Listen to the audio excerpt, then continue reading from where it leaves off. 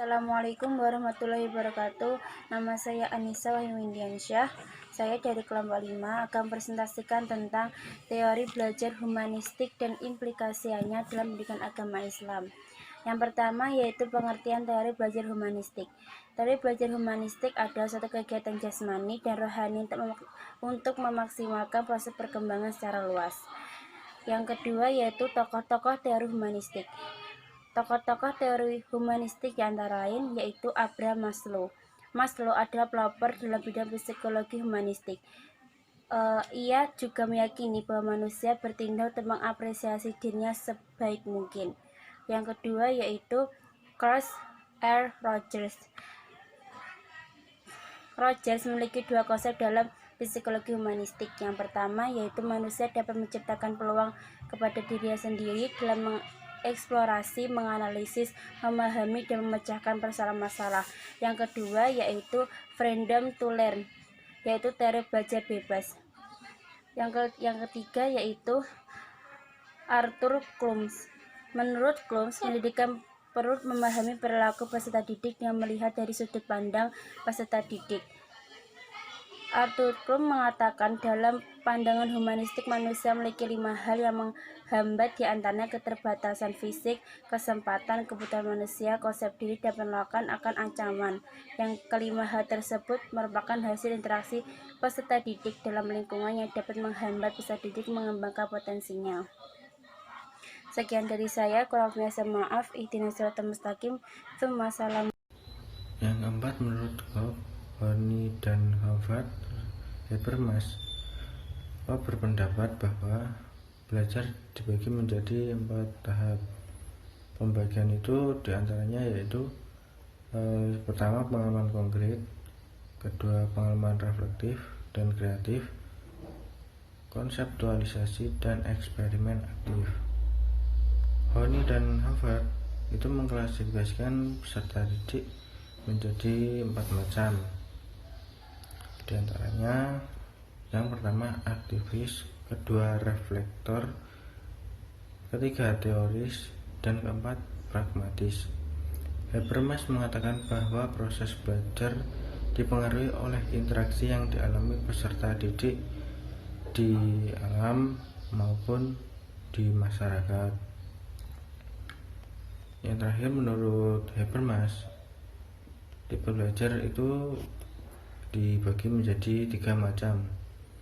Di antaranya belajar teknis, belajar praktis, belajar emansipatoris. Selanjutnya, pandangan teori humanistik tentang proses belajar.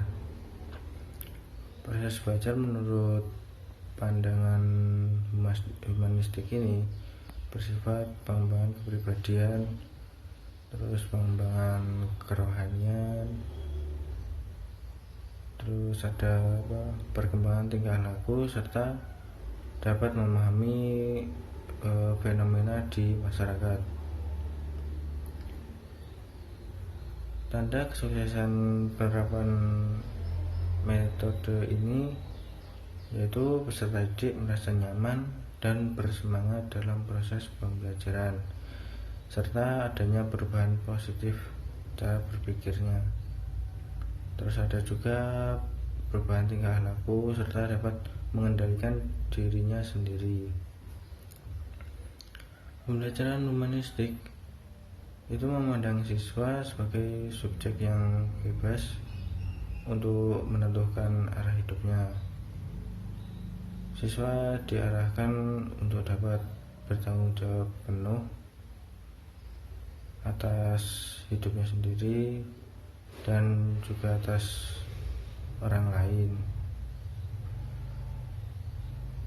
Beberapa pendekatan yang layak digunakan dalam metode ini itu ada pendekatan dialogis, terus ada pendekatan reflektif, dan juga ada pendekatan ekspresif.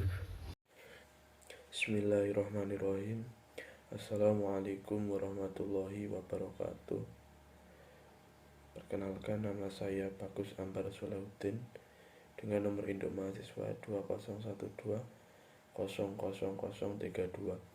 Di sini saya akan melanjutkan presentasi yang telah dilakukan oleh teman saya tentang pandangan teori humanistik tentang proses belajar.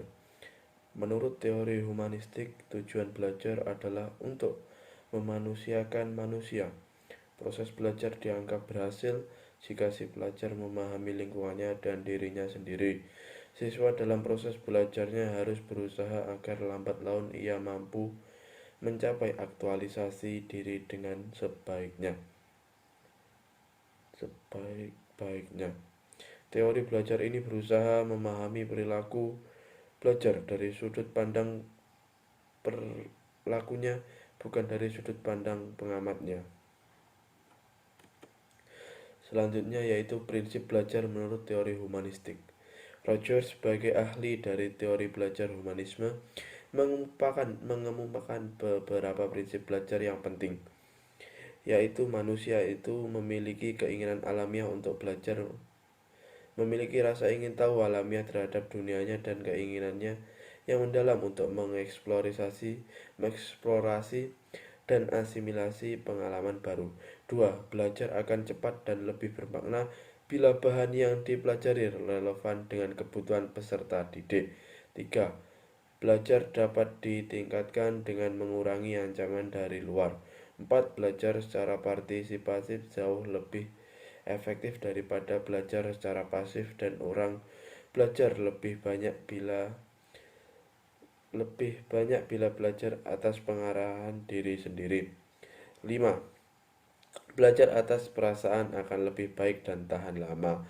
Dan keenam, kebebasan, kreativitas, dan kepercayaan diri dalam belajar dapat ditingkatkan dengan evaluasi diri orang lain tidak begitu penting. Selanjutnya yaitu implikasi teori humanistik dalam pendidikan agama Islam.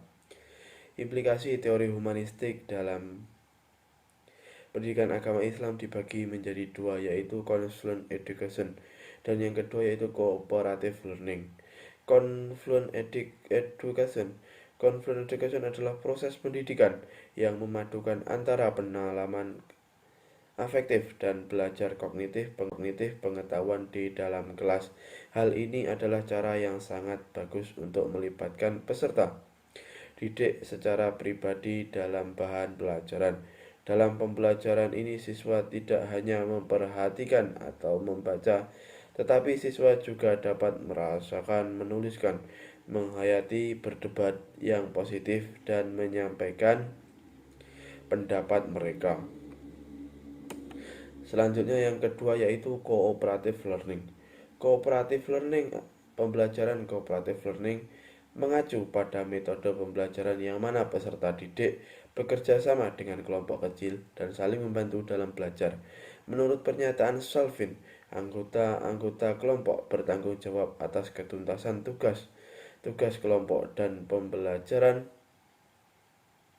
dan mempelajari materi sendiri. Sekian yang bisa kami sampaikan. Apabila ada kekurangan dari kami kelompok 5, kami memohon maaf yang sebesar-besarnya. Billahi taufiq wal hidayah. Ihdinas syiratal mustaqim. Wassalamualaikum warahmatullahi wabarakatuh.